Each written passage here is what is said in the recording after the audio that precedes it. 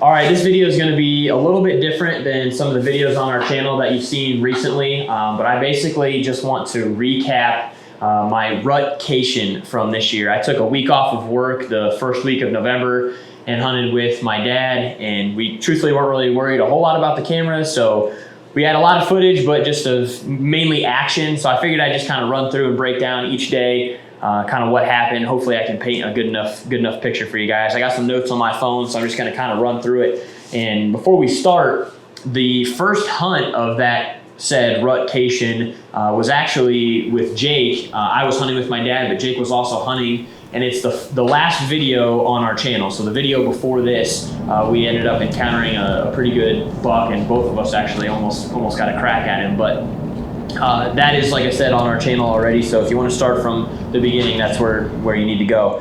The second day was Tuesday, and I actually didn't end up hunting. I had something come up at work that was unexpected, and I ended up having to go in, so I was cut a day short. But day three, we picked right back up where we left off, and that day started off a little bit weird. I actually pulled into our parking spot where we park our truck to hunt, and that buck that I just mentioned, that Jake and I both saw the Monday prior, was literally standing where I parked my truck with a doe.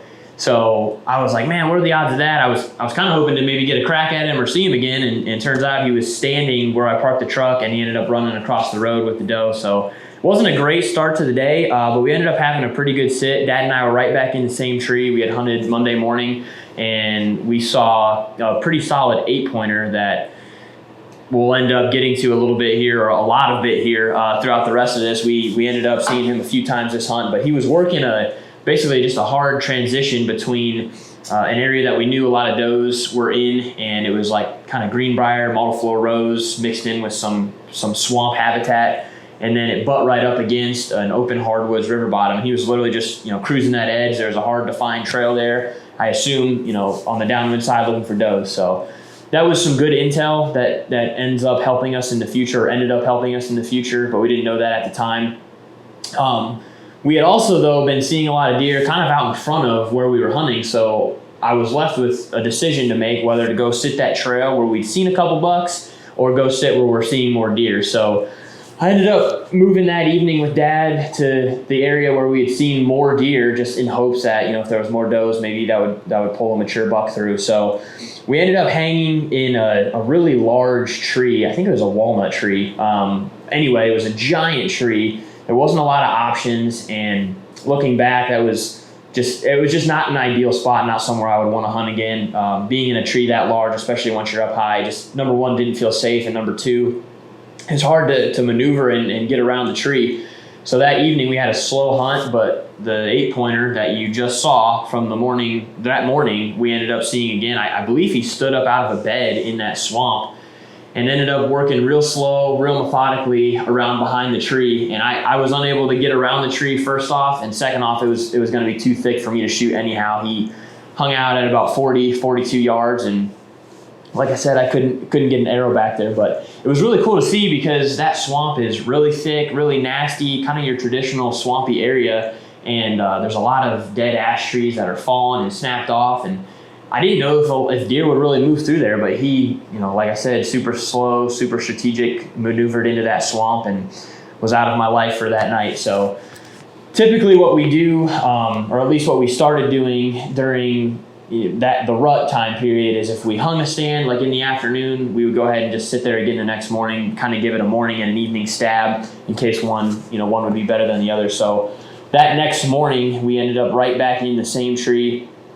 We had a really slow sit. We saw a handful of deer, but nothing good. So I knew at that point that was kind of the deciding factor, that we needed to get out of there and go to that trail that we had been seeing some bucks cruise. So that's exactly what we did for the evening sit. We slipped out, went to grab lunch, and heading back into the woods that night. I was feeling pretty good because we had an easterly wind, and that was like the perfect wind to hunt this trail. And we don't get that a whole lot in our area during this time of year. So got the stand hung up in the tree. Dad and I were settled in, and it's not very often, at least for us, that when you plan for a sit or you plan for a deer to do something based on what you've seen or what intel you've gathered, that they do exactly that. But The 8-pointer now that we've seen twice this week at 4 o'clock came right down that trail heading directly to us. And I made the mistake of, basically being overconfident and thinking it was a done deal. And he ended up working into about 15 yards. And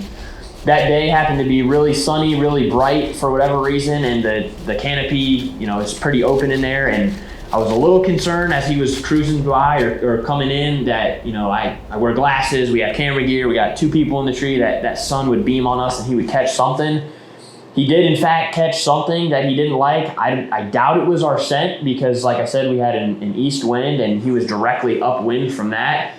So unless we had a big swirl, I think he just saw something out of his peripheral vision that he didn't like and he got the heck out of there. So that one was just, like the tipping point for me. I was extremely frustrated and just thought, man, what else can I do at this point, to close the deal? Because we've seen a lot of good bucks, the same buck multiple times, and had him in range basically every time, but couldn't quite get an arrow in him. So I'm not one to quit. We were right back in there the next morning. Like I said, we like to give an evening and a morning stab at it, and had a relatively slow sit again. So that was pretty much rounding out my week at that point, and I was kind of wondering, if this buck would continue hanging out in there, if he was just really in there because of the time of year that it was, looking for does. And we actually didn't see him again until I got a trail cam photo of him November 29th. And Jake and I were kind of discussing it as we were looking at it and thought he didn't look very healthy. And on top of that, as you'll see, he has a broken right side. So we, checked him off of the hit list for the season. We wouldn't want to shoot him with a side that snapped off like that. But again, it looked like he was not doing too hot. And our cell camera that sent us this photo also takes one video, but for whatever reason on our app, we weren't able to load the video. So it wasn't until I pulled this camera just about a week ago that I realized he's injured. The video showed that he's got an injury to, it looks like his back left side, I guess it would be. And I threw that up on our Instagram account and asked people, what they thought. And every single person that commented or responded said, he was hit by a car. It's probably why his sides broke off all the way down at his base. Whether that's true, we'll never know. But I'm thinking that probably is going to wrap the story up for that buck. And going into my Rut-Cation, I didn't think I would end up hunting a specific deer or having it be about a specific deer. But looking back, pretty much was all about that deer just because of how many encounters we had with him. I don't think he's a super old deer, but he just was a nice, respectable Ohio 8-pointer that I would have been happy to wrap my tag around. So that's pretty much how the week went. I hope I wasn't rambling too much, and I hope, like I said, I could paint a good picture for you there, but was just, thankful at the end of it to be able to spend that much time in the woods, have a job and a family that allows me to spend that much time in the woods, and then be able to be on a farm that, also allows me to see some good deer and some good action. So that's going to do it for this one. We have a couple videos coming out that are going to be pretty action-packed. Abby, Easton's fiance, ended up tagging a really good buck. And then my woes of the season were turned around when Jake and I headed to the woods mid-November. I was able to wrap my tag around one too. So those will be coming up here in the near future. Hope you guys enjoyed this one, and we'll see you next time.